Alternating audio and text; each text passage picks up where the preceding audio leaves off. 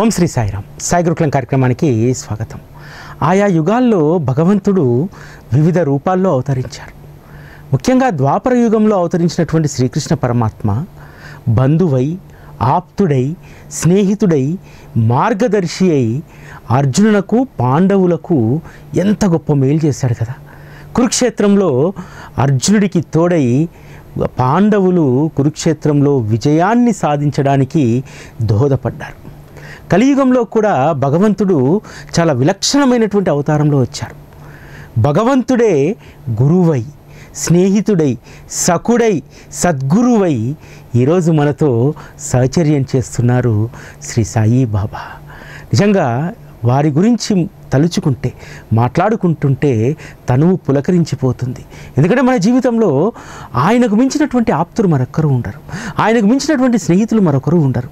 ఆయనతో స్నేహం చేసి చూస్తే జీవితం ఎంత ఆనందంగా ఉంటుందనడానికి సాయి గురుకులం ఒక నిదర్శనం. ఈరోజు సాయి గురుకులం ద్వారా మనందరము ఆయనతో స్నేహం చేస్తున్నాం, ఆత్మీయంగా ఆయన మాటలను ఆలకిస్తున్నాం, ఆత్మీయంగా ఆయనలో లీనమైపోతున్నాము. గొప్ప మధురానుభూతులను మనం మూటగట్టుకుంటున్నాం. భగవంతునితో సహచర్యం అంటే విగ్రహారాధన లేకపోతే పూజనో ఇంకోటో కాదు. అవి కొంత సమయానికి పరిమితమైనటువంటివి. కానీ భగవంతుని సహచర్యము మనం వారి గురించి వింటున్నప్పుడు, తలుచుకుంటున్నప్పుడు కలిగేటువంటి ఆత్మానందంలో, ఈ ఆత్మానందము మొదట భగవంతుని, సద్గురువుని స్మరించుకున్నప్పుడు ఆ క్షణానికో ఆ నిమిషానికో ఉన్నటువంటి దాన్ని మన జీవితంలో ఎక్కువ భాగం వారి స్మరణలో, వారి ధ్యాసలో ఉంటే ఎప్పుడు మనము ఆత్మానంద స్థితిలో ఉండగలుగుతాం. ఇదే అసలైనటువంటి భగవంతుని యొక్క సహచర్యం. కలియుగంలో అవతరించినటువంటి శ్రీ సాయిబాబా అనేటువంటి సద్గురువు ఎక్కువ సమయం ఆయనతో మనం గడిపితే అదే అసలైనటువంటి పూజ, వ్రతము, నోము అన్నీ కూడా అవే. అందుకనే మనం ఎంతగా ఆయన కోసం తప్పిస్తామో ఆయన అంతకు మించి మన కోసం తప్పిస్తాడు. నాకు తెలిసి ఇక వచ్చేటువంటి ఏ యుగంలో కూడా ఇంత గొప్ప ఆప్తుడు, మిత్రుడు, సద్గురువు అయినటువంటి ఈ అవతారం మరలా రాదు. అందుకనే సాధ్యమైనంత వరకు ఆయన ఒడిలోకి చేరినటువంటి మనము ఆయన యొక్క సాంగత్యాన్ని పరిపూర్ణంగా ఆస్వాదించడానికి ప్రయత్నం చేయాలి. మనకు కార్యరంగంలో లౌకికంగా అనేక బాధ్యతలు ఉండవచ్చు, ఎవరికి వారు మనం వృత్తి, వ్యాపారం అన్నీ కూడా నిర్వర్తించుకుండవచ్చు. కానీ అందులో ఉంటూనే ఆయన యొక్క సహచర్యాన్ని, ఆయన యొక్క రక్షణను, ఆయన యొక్క ప్రేమను ఎంత గొప్పగా ఆస్వాదించవచ్చు అంటే, మీరందరూ సచ్చరిత్రలో చదివి ఉంటారు కదా. హరిశ్చంద్ర పర్వతం పైన సర్వే కోసము నానాసాహెబ్ చందోర్కర్ వెళ్తారు. కొండ ఎక్కుతుండగా విపరీతమైనటువంటి దాహం వేస్తుంది. అరే, ఇక్కడ నీళ్లు దొరకకపోతే ఈ క్షణాన్ని నేను చనిపోతాను, గొంతు పూర్తిగా తడారిపోయింది, నాలుక మీద లాలాజలం లేదు, ఎట్లా అని చెప్పి చింతిస్తూ ఉంటారు. నౌకలందరూ కంగారు పడుతూ ఉంటారు. తెచ్చినటువంటి నీరు మొత్తం అయిపోతుంది. ఇంత కొండ ప్రాంతంలో నీరు ఎక్కడ దొరుకుతుంది? ఇక లాభం లేదు, ఇక ముందుకు సాగడం కష్టం, వెనక్కి దిగడము కష్టం. ఏదైనా ఇక్కడ భగవంతుడు కరుణిస్తే నీళ్లు దొరికితే వెనక్కి దిగడమో ముందుకెళ్ళడమో ఏదో ఒకటి జరుగుతుందని చెప్పి తన వల్ల కాక నానాసాహెబు ఒక బండ మీద కూర్చొని ఉంటారు. కూర్చొని బాబాను ప్రార్థిస్తాడు. బాబా, నా పరిస్థితి ఏమిటో నాకు అర్థం కావట్లేదని చెప్పి. ద్వారకామయిలో బాబా అరుపులు, కేకలు మొదలవుతాయి. నా నాన్న దాహంతో అలమటిస్తున్నాడు, ఎలాగైనా సరే నా నాన్నను నేను రక్షించుకోవాలి. ఇది కేవలం నానాసాహెబ్ చంద్రకర్కి ఒక్కరి విషయంలో మాత్రమే కాదు. ఈ రోజుకు కూడా మనం ఏ సంకట పరిస్థితుల్లో ఉన్నా సరే బాబా అదే విధంగా తల్లడిల్లుతాడు. మన కోసం ఆయన ప్రాణం పెడతాడు. గడగడ ఒక కుండెడు నీళ్లు తాగేసి నా నాన్న యొక్క దాహాన్ని తీర్చాలని చెప్పి అడవి జాతికి సంబంధించినటువంటి వ్యక్తిగా అక్కడికి వెళ్తాడు. అక్కడ అప్పటి వరకు ఎవరు ఉండరు, నిర్మానుష్యం. ఆ కొండపైనకి అసలు రావడమే కష్టం. ఆ వచ్చినటువంటి ఆ కొండ జాతి వారిని నానాసాహెబ్ అడుగుతారు, అయ్యా ఇక్కడెక్కడైనా నీరు దొరుకుతుందా అని చెప్పి. నీరు ఎక్కడ దొరకడం ఏమిటి, నువ్వు కూర్చున్నటువంటి ఆ బండ కిందే నీటి చెలమ ఉంది, ఆ బండ కదిలిచ్చి చూడు, నీకు నీరు దొరుకుతుంది అంటాడు. ఆశ్చర్యం ఏమిటంటే ఆ బండ తీయగానే అక్కడ నీరు కనిపిస్తుంది. తృప్తిగా నానా తాగుతాడు. తాగి బాబా కృతజ్ఞత తెలియజేసుకుంటాడు. బాబా కూడా ద్వారకామాయిలో శాంతచిత్తుడైపోతాడు. అమ్మా, నా నానా బాధ తీరింది అని చెప్పి. బాబా ప్రతి ఒక్కరి భక్తుడి విషయంలో కూడా ఇలానే ఉంటారు. ఇక్కడ మనం గమనించాల్సింది ఏంటంటే, నువ్వు కూర్చున్న చోటనే నీరు ఉంది అని అన్నారు అడవి జాతి వ్యక్తి. బాబా ఎందుకు ఆ మాట చెప్పించారంటే, నువ్వు ఉన్న బండ కింద మాత్రమే కాదు, నీతో పాటు ఎప్పుడూ నేను ఉంటాను. చాలా సిమిలర్ వర్డ్స్ ఉన్నాయి చూడండి ఇక్కడ. నువ్వు కూర్చున్న బండ కిందనే నీకు అవసరమైనటువంటి నీరు ఉంది. అదేవిధంగా ఎప్పుడూ నీ జీవితంలో నేను నీకు సహాయపడడానికి ఎప్పుడూ నీతోటే ఉంటాను అనేటువంటి దాన్ని నానాసాహెబ్కు బోధించడానికి ఈ అద్భుతమైనటువంటి లీలను బాబా చేశారు. ఈ విధంగా ప్రతి ఒక్కరి జీవితాల్లో కూడా బాబా సంక్లిష్టమైనటువంటి పరిస్థితుల్లో కూడా మనతో పాటే ఉంటారు. ఈ ఒక్కదాన్ని మనం గుర్తుపెట్టుకుంటే, నువ్వు కూర్చున్న చోటే నీరు ఉంది అనేటువంటి దానికి గొప్ప అర్థం, విశ్లేషణ ఏమిటంటే, మనం ఎక్కడ ఉన్నా సరే వారు మనతో పాటే ఉంటారు. ఇది సత్యం సత్యం సత్యం. మనం అనేక సార్లు మన జీవితాల్లో మనం అనుభవించినటువంటిది. ఆయన యొక్క సహచర్యాన్ని మనం పరిపూర్ణంగా అనుభవిస్తే ఎంత గొప్ప అనుభూతులు కలుగుతాయంటే, ఒక 5 సంవత్సరాల క్రితము జర్మనీకి చదువుకోవడానికి ఒక అమ్మాయి వెళ్ళింది. వెళ్ళేటప్పుడు తనతో పాటు తన స్నేహితురాలికి కూడా అక్కడ యూనివర్సిటీలో సీట్ వస్తుంది అనుకుంది, కానీ రాలేదు. ఒక్కతే వెళ్ళాల్సినటువంటి పరిస్థితి ఏర్పడ్డది. అక్కడికి వెళ్ళిన తర్వాత ఎవరినో ఒకరిని షేరింగ్లో ఆ రూమ్లో అకామిడేషన్ సంపాదించాలి. ఇక్కడ ఉన్నప్పుడే ఆ షేరింగ్ అకామిడేషన్ను చేసుకొని వెళ్ళిపోతుంది. వెళ్ళిపోయిన తర్వాత తనకు అక్కడ ఏమీ తెలియదు, కానీ తను ఎప్పుడూ కూడా ఒక బలమైనటువంటి విశ్వాసంతో ఉంటుంది. బాబా, ఎప్పుడూ నువ్వు నాతో ఉంటావు కదా, ఈ జర్మనీకి నువ్వు రాగలుగుతావా? ఆ అనుభవాన్ని నేను పొందుతానా? ఎందుకంటే ఇక్కడ నాకేమీ తెలియదు అని చెప్పి వెళ్ళినటువంటి 2వ రోజు తను వీధుల్లో సంచరిస్తూ ఉండగా ఒక వృద్ధుడు కనిపిస్తాడు. కనిపించి ఆమె వైపు చూసి చిరునవ్వు నవ్వుతాడు.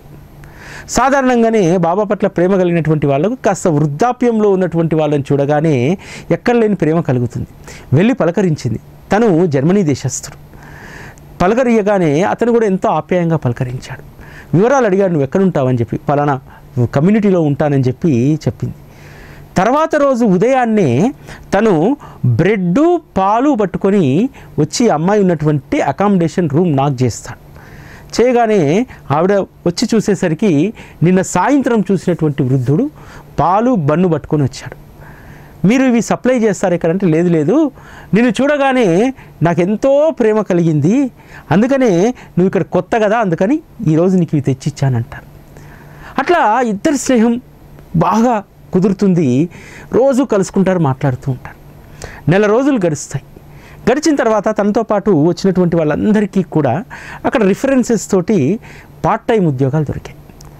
నెల రోజులు గడిచిన తర్వాత ఇంటి నుంచి డబ్బు తెప్పించుకోవాలంటే ఈ అమ్మాయికి కాస్త ఇబ్బందిగా అనిపించింది. మిగతా వాళ్ళందరికీ పార్ట్ టైమ్స్ వచ్చాయి, తినకు పార్ట్ టైం రాలేదు. ఒకరోజు దిగాలుగా పార్క్లో కూర్చున్నటువంటి అమ్మాయిని ఆ జర్మనీ వృద్ధుడు గమనిస్తాడు.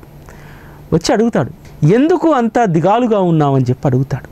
అప్పుడు తను చెప్తుంది, నాకు ఇక్కడ ఎవ్వరూ తెలియదు, నన్ను రిఫర్ చేసేవారు ఎవరూ లేరు, కాబట్టి నాకు పార్ట్ టైం రావడం చాలా కష్టము, కానీ నెల ఇక్కడ ఖర్చులకు కావాల్సిన డబ్బు ఇంటి నుంచి తెప్పించుకోవడం కూడా నాకు కష్టమే, మా తల్లిదండ్రులను ఇబ్బంది పెట్టినటువంటి దాన్ని అవుతానంది. అప్పుడు ఆ జర్మనీ వృద్ధుడు ఒక అడ్రస్ ఇస్తాడు. నీవు పలానా బేకరీకి వెళ్ళు, అక్కడ నీకు పార్ట్ టైం తప్పకుండా దొరుకుతుంది, నేను చెప్పానని చెప్పు, నీకు ఖచ్చితంగా అక్కడ పార్ట్ టైం దొరుకుతుంది అని అంటారు. తెల్లవారి తను వెళ్తుంది. వెళ్ళి ఇక్కడ పార్ట్ టైం కోసం నేను వచ్చాను, పలానా ఆయన రిఫర్ చేశాడు అని అంటారు. ఆ వ్యక్తికి సంబంధించినటువంటి ఏదైనా డాక్యుమెంట్ కానీ, అతను ఇక్కడ ఉన్నటువంటి ఐడి కార్డు కానీ ఏదైనా ఉందా అని అడుగుతాడు షాప్ అతను. నాకు ఏమీ ఇవ్వలేదు, నువ్వు వెళ్ళి అడుగు, తప్పకుండా అతను నీకు పార్ట్ టైం ఇస్తారన్నారు అని అంటారు. నాకు నిన్న రాత్రే ఆదేశమైంది, ఇన్నేళ్ళ నా జీవితంలో ఎప్పుడూ కూడా జీసస్ నాకు ఎప్పుడూ కూడా స్వప్న దర్శనం ఇవ్వలేదు. నిన్న రాత్రి స్వప్న దర్శనం ఇచ్చి చెప్పాడు, నీ వద్దకు వచ్చి ఎవరో రిఫరెన్స్ ఇచ్చారని చెప్పి ఒక వ్యక్తి పేరు చెప్పి నిన్ను ఉద్యోగం అడుగుతుంది, ఆ అమ్మాయికి ఉద్యోగాన్ని ఇవ్వు, నీకు మంచి జరుగుతుంది అని అన్నాడు. తను ఆశ్చర్యపోతుంది. తాను ఎప్పుడూ జీసస్ క్రైస్ట్ని ఎప్పుడు ప్రార్థించలేదు, అసలు జీసస్ క్రైస్ట్ సంబంధించినటువంటి ఆ భక్తిలోనే తను లేదు, అసలు జీసస్ క్రైస్ట్ నా గురించి ఎందుకు చెప్పాడు అని చెప్పి అక్కడ ఉద్యోగం కన్ఫర్మ్ అవుతుంది, ఇంటికి వచ్చి ఆలోచిస్తుంది, రిమైండ్ చేసుకుంటుంది మొత్తం. అరే అసలు జీసస్ క్రైస్ట్కు నాకేం సంబంధం, నేను బాబాను కదా అడిగింది. అప్పుడు తనకు అర్థమవుతుంది, బాబా ఒక రూపానికి ఒక దైవత్వానికి పరిమితమైనటువంటి వారు కాదు, వారు కార్యాన్ని సఫలీకృతం చేయడానికి తన భక్తులను ఆదుకోవడానికి ఆయా రూపాల్లో వెళ్తారు. నన్ను ఉద్యోగానికి సిఫార్సు చేసినటువంటి ఆ వృద్ధుడు కూడా సాక్షాత్తు బాబాయే. వారెవరన్నా కానీ వారు నాకు సహాయం చేశారు కాబట్టి ఆయన బాబా స్వరూపమే అని చెప్పి ఆ విధంగా పార్ట్ టైం సంపాదించుకొని తన కోర్సును ఇబ్బంది లేకుండా పూర్తి చేస్తుంది. ఏమడిగిందా అమ్మాయి, బాబా నువ్వు ఇక్కడి నుంచి జర్మనీకి రాగలుగుతావా, వచ్చి నాకు సహాయాన్ని అందించగలుగుతావా? అడిగినటువంటి ఆమె కోరికను బాబా ఎంత సులువుగా తీర్చారో చూడండి. బాబా అడిగిందే తడువు అమ్మాయి వెంట ఏ విధంగా జర్మనీ వెళ్ళారు. బాబా ఒకానొక సందర్భంలో భీష్మతో అంటారు కదా, మేము నాగ్పూరు, సతారా, కోల్కత్తా, ముంబై, నాగ్పూర్ అంతటా మేమే ఉన్నది అని అంటారు కదా. ఆ విధంగా ఈరోజు బాబా పట్ల మనం అమితమైనటువంటి ప్రేమను విశ్వాసాన్ని కలిగి ఉంటే ఏంటంటే బాబాకు వీసా పాస్పోర్ట్స్తో సంబంధం లేదు, ఎక్కడికైనా రాగలుగుతారు. మనం ఎక్కడ ఉంటే ఆయన అక్కడే. నానాసాహెబ్ చెప్పినట్టు నీ ఉన్న చోటనే ఉన్నాయి కదా నీళ్ళు అన్నట్టు, నీ ఉన్న చోటనే నేను ఎప్పుడూ ఉంటాననేటువంటి భావన మనందరిలో కలిగిస్తారు. నాకు 2014లో కలిగినటువంటి ఒక అనుభవాన్ని చెప్తాను. షిరిడీకి ఎప్పుడు వెళ్దామన్నా సరే అప్పుడు దేనికోసం వెళ్ళేటువంటి వాడిని, సాయి టీవీకి సంబంధించినటువంటి ఈ వ్యవస్థ ఏర్పాట్లో అనేక చికాకులు ఉండేటువంటివి. ఆ చికాకులో నుంచి ఒక 4 రోజులు ప్రశాంతంగా ఉండడానికి షిరిడీకి వెళ్ళేవాడిని. ఒక్కొక్కసారి ఒక్కనే వెళ్ళేవాడిని. ఎప్పుడు టికెట్ బుక్ చేసుకున్నా వెయిటింగ్ లిస్ట్, లేకపోతే ఆర్ఎస్సి రావడం. అప్పుడు టికెట్ నేను కాకుండా మా కజిన్తో బుక్ చేయించాను. బుక్ చేయిస్తే టికెట్ బుక్ అయింది తత్కాల్లో. అది కూడా బుక్ అయిన తర్వాత నేను కూర్చున్నటువంటి ఆ సీట్ దగ్గరికి టీసీ వచ్చాడు. నేను బుక్ చేసుకుంది స్లీపర్ క్లాస్.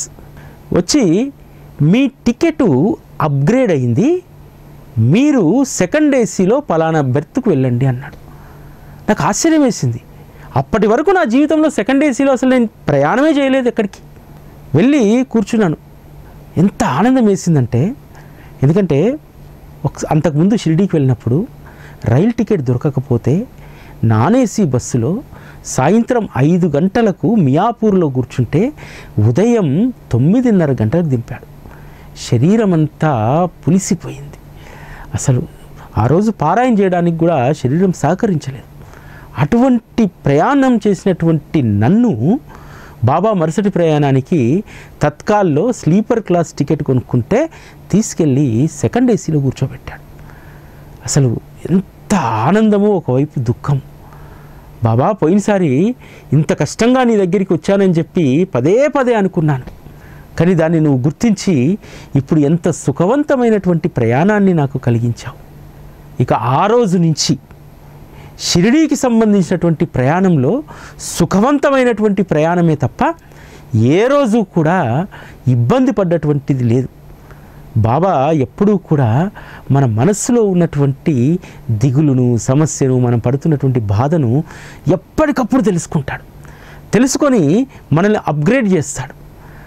తర్వాత సాయి టీవీ ప్రారంభమైన తర్వాత ఏ రోజు రైల్లో వెళ్ళే, అందుకు కావలసినటువంటి మంచి కారును సమకూర్చాడు. అట్లా ఇప్పటి వరకు కూడా చాలామంది ఆశ్చర్యపోతూ ఉంటారు. ఉదయం ఇక్కడ మీరు 9 గంటలకు బయలుదేరుతారు, సంధ్యాహారతికల్లో అక్కడ ఉంటారు. అదే బాబా యొక్క లీల. ఈరోజు మేము ప్రతి విషయంలోనూ, ప్రతి దగ్గర కూడా బాబా యొక్క లీలను అనుభవిస్తూనే ఉంటాడు. ఎంతెందుకు నాకే అర్థం కాదు, అసలు నడిపేది నేనా కాదా? అసలు 700 కిలోమీటర్లు ఎట్ ఏ స్టెచ్ నడపడం అనేటువంటిది, ఒక్కరే నడపడం అనేటువంటిది కష్టం. కానీ అక్కడ బాబా లీల దాగి ఉంది. అంతేకాదు, వెళ్ళేటప్పుడు ఏ ఆలోచనలు ఉంటాయి చెప్పండి? సపోజ్ గురు పౌర్ణమికి వెళ్తున్నాం, వెళ్ళేటప్పుడు అంతా కూడా ఏం ఆలోచన ఉంటుందంటే వెహికల్ మొత్తంలో ఈ ఫస్ట్ డే ఈ విధంగా చేయాలి, రెండో రోజు ఇలా, ఇంకా భిన్నంగా ఏం చేయగలుగుతాం, ఈ ఆలోచనలు ఇంకేముండవు.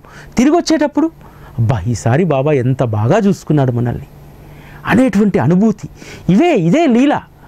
ఈ లీలనే ఎటువంటి కష్టం లేకుండా ముందుకు నడిపిస్తుంది. అందుకనే బాబా ఆ రోజు భక్తులందరికీ కూడా తను కేవలము దేహానికి మాత్రమే, ఒక ప్రాంతానికి మాత్రమే పరిమితమైనటువంటి వారిని కాదు అనేటువంటి దాన్ని అనేక సందర్భాల్లో నిరూపణ చేయడానికి బాబా అనేకంగా తనను తాను నిరూపించుకున్నాడు. బాలకృష్ణ మాన్కర్ భార్య చనిపోయిన తర్వాత పూర్తిగా ఇక సన్యసించాలని చెప్పి కొడుకులకు బాధ్యతలన్నీ అప్పగించేసి షిరిడీకి వస్తాడు. షిరిడీకి వచ్చి ఒక సన్యాస దీక్షలాగా, ఆ రోజు బాబాలాగా తలకు గుడ్డగట్టి తెల్లటి వస్త్రాన్ని కప్పుకునేటువంటి వారు చాలా అరుదుగా ఉండేటువంటి వారు. అందులో బాలకృష్ణ మాన్కర్ ఒకరు. ఎందుకంటే తను సన్యసించాననేటువంటి దానికి అదొక ప్రతీకగా తను ఆ వేషధారణ ధరించడం జరిగింది. అయినా సరే తను వస్త్రాలంకరణ, అదేవిధంగా తన దేహరీత్యా తన సన్యాసి అని అనుకుంటున్నారు తప్ప ఆలోచనలో మనస్సుల్లో సన్యసించినటువంటిది ఎక్కడా కూడా లేదు. ఎందుకనంటే భగవంతుడు అంతటా ఉంటాడనేటువంటి దాన్ని తెలుసుకోలేకపోయాడు. ఎప్పుడూ బాబా దగ్గరనే వచ్చి కూర్చునేటువంటి వారు. ఎందుకంటే బాబా అక్కడ ఉంటేనే ఆయన ఉన్నట్టు. అందుకనే బాబా అతనికి 10 రూపాయలు ఇచ్చి వెళ్ళి మచ్చింద్రగఢ్ వెళ్ళి 4 రోజులు ప్రశాంతంగా అక్కడ ధ్యానం చేసుకోని అంటారు. అక్కడ వెళ్ళిన తర్వాత బాబా సశరీర దర్శనం ఇచ్చి, చూడు చూడు సరిగ్గా చూడు, అక్కడ ఇక్కడ ఉన్నటువంటిది నేనా కాదా, కేవలం నేను ఒకే ప్రాంతానికి ఒకే దేహానికి పరిమితమయ్యానని చెప్పి నువ్వు భావిస్తున్నావు, కానీ ఈ దేహం కూడా శాశ్వతమైనటువంటిది కాదు, నేను అనేక రూపాల్లో ఉంటాను, దీన్ని నువ్వు బాగా గుర్తుపెట్టుకొని అంటారు. అప్పుడు మాన్కర్ మనస్సు కుదుట పడుతుంది. బాబా సర్వంతర్యామి, తను ఎక్కడ ఉన్నా సరే, తను కేవలం షిరిడీలో ఉండాల్సిన అవసరం లేదు, ముంబైలో ఉన్నా పూణేలో ఉన్నా ఎక్కడ ఉన్నా సరే బాబా తనతోనే ఉంటారనేటువంటి కృత నిశ్చయానికి రాగలిగారు. అంతేకాదు మరింత విశ్వాసాన్ని పెంపొందించడానికి రైల్వే స్టేషన్లో కిక్కిరిసి ఉంది టికెట్ల కౌంటర్. అక్కడి నుంచి ఒక వ్యక్తి, పల్లెటూరు వ్యక్తి వచ్చి, ఇదిగోండి నేను టికెట్ తీసుకున్నాను, నేను ముంబై వరకు, కానీ నేను అక్కడికి వెళ్ళట్లేదు, ఇప్పుడు పూణే వెళ్తున్నాను, మీరు ఈ టికెట్ తీసుకోండి అని అంటారు. సరే ఆ టికెట్ తీసుకొని జేబులోంచి డబ్బు తీసేలోపు అక్కడి నుంచి అతను వెళ్ళిపోతాడు. అప్పుడు అనిపిస్తుంది సర్వకాల సర్వావస్థల్లో బాబా నాతో ఉంటారు. కేవలం నిదర్శనం ఇవ్వడానికి బాబా అక్కడికి మచ్చింద్రగఢ్ రావడం కాదు, సర్వకాల సర్వావస్థల్లో కూడా మనతో ఉంటారనేటువంటి బలమైనటువంటి నిర్ణయానికి మాన్కర్ వస్తాడు. ఈ విధంగా తను ఎప్పుడూ కూడా ఒక చోటికి పరిమితమైనటువంటి వాడిని కాదు అనేటువంటి విషయాన్ని అనేక సందర్భాల్లో బాబా తన భక్తుల్లో బలంగా నాటగలిగారు. అందుకనే బాబా మహాసమాధి తర్వాత కూడా ఆనాటి భక్తులు బాబాను గట్టిగా పట్టుకొని ఉండడానికి ఇదే ప్రమాణం. ఆ రోజు బాబా ఇచ్చినటువంటి అనేక అనుభవాలు. ఉపాసిని మహారాజు ఒక రకంగా చెప్పాలంటే గొప్ప పండితుడు, కవి, అనేక ఎత్తుపల్లాలను చూసినటువంటి వారు, అనేక మంది సాధు సత్పురుషుల వద్ద సేవ చేసి షిరిడీకి వచ్చినటువంటి వారు. అటువంటి ఉపాసిని మహారాజు కూడా తన సర్వవ్యాపకత్వాన్ని గ్రహించకపోతే బాబా ఎంత అద్భుతమైనటువంటి పాఠం ద్వారా ఉపాసిని మహారాజుకు సర్వవ్యాపకత్వాన్ని చూపారో చూడండి.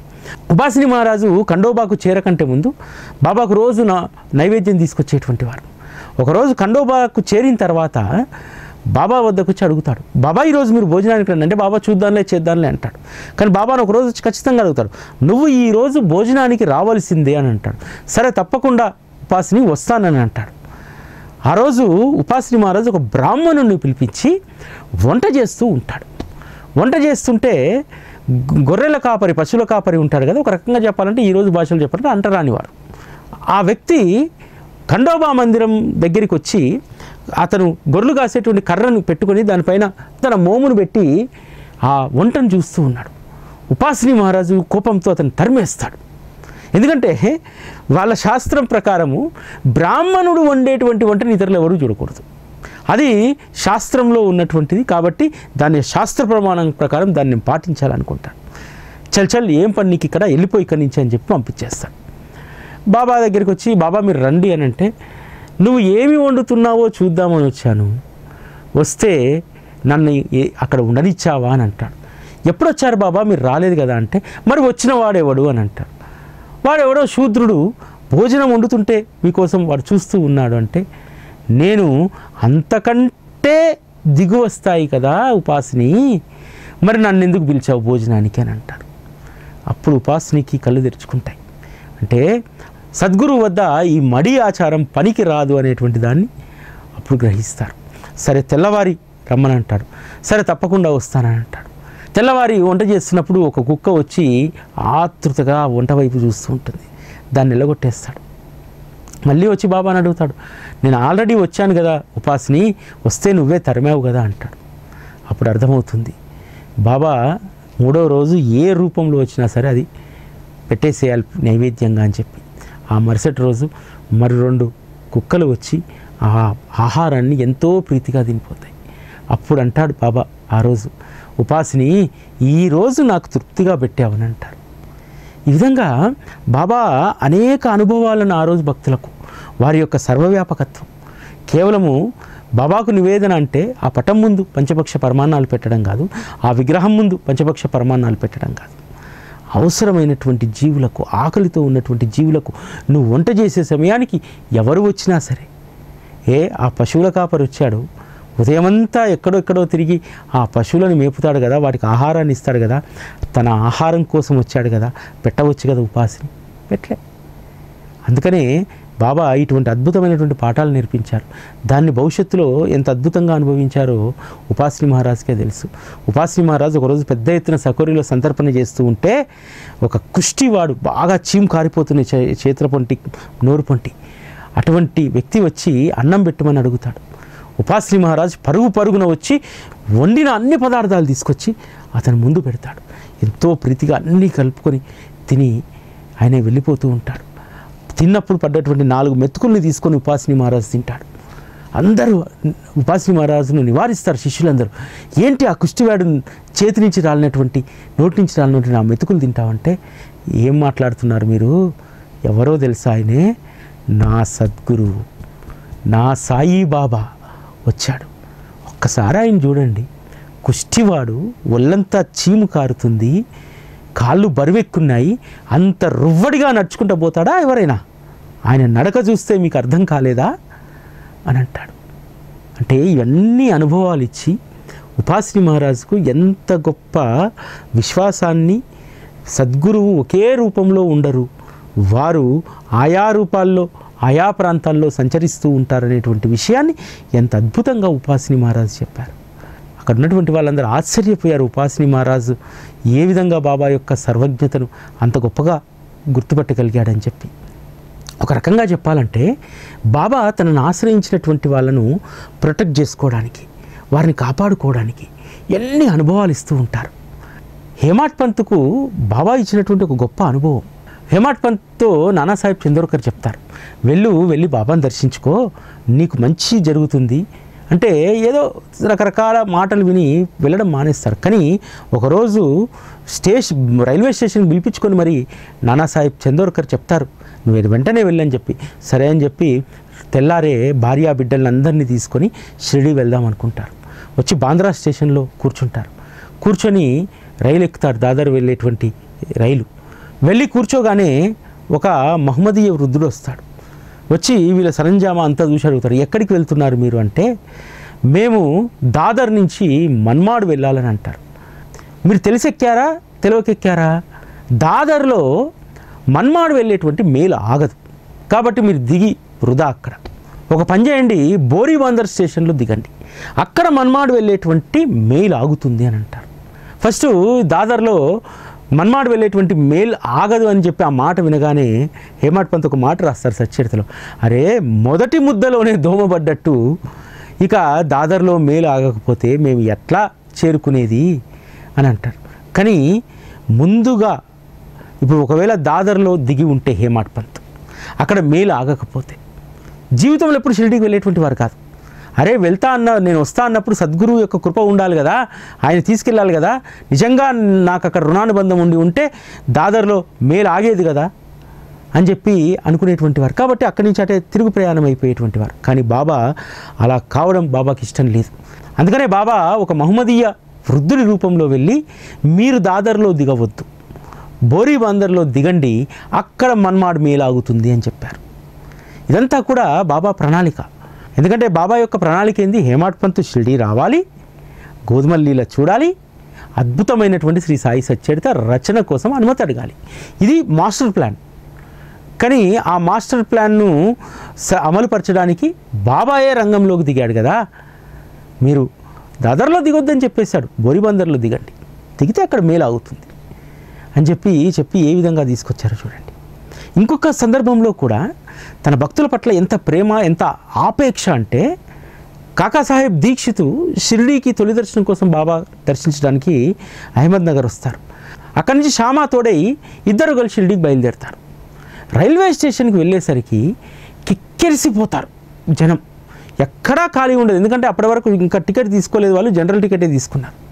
కానీ వీళ్ళిద్దరినీ చూసి ఫస్ట్ క్లాస్లో ఉన్నటువంటి ఒక గార్డ్ పిలుస్తారు, కాకాసాహెబ్ని పలకరిస్తారు. కాకాసాహెబ్ రండి రండి రండి ఇక్కడ కూర్చోండి అని చెప్పి టికెట్ లేకున్నా సరే ఫస్ట్ క్లాస్లో ప్రయాణింపజేసి సుఖవంతంగా దింపేస్తాడు కదా కోపర్గావ్లో. అంటే బాబా తనతో రుణానుబంధం ఉన్నటువంటి బిడ్డలను ఏ విధంగా తన దగ్గర తీసుకొచ్చుకోవడమే కాదు, సర్వకాల సర్వావస్థల్లో వారితో తోడై ఉంటానని అనేక అనుభవాలను ఇచ్చి కేవలం తను ఒక ప్రాంతానికి, ఒక దేహానికి పరిమితమైనటువంటి వారిని కాదని చెప్పి బలమైనటువంటి విశ్వాసాన్ని వారిలో కలిగించడానికి బాబా అనేక అనుభవాలను ఇచ్చారు. ఈరోజు కూడా మనందరం కూడా ఆ అనుభవాలతోటే బాబా యొక్క సహచర్యంలో ఉన్నాం. ఇది మనందరికీ కూడా ఒక గొప్ప వరంగా మనం భావించాలి. ఇది ఈరోజు సాయి గురుకులం. మళ్ళీ రేపటి కార్యక్రమంలో కలుసుకుందాం. అప్పటివరకు సెలవు. నమస్కారం.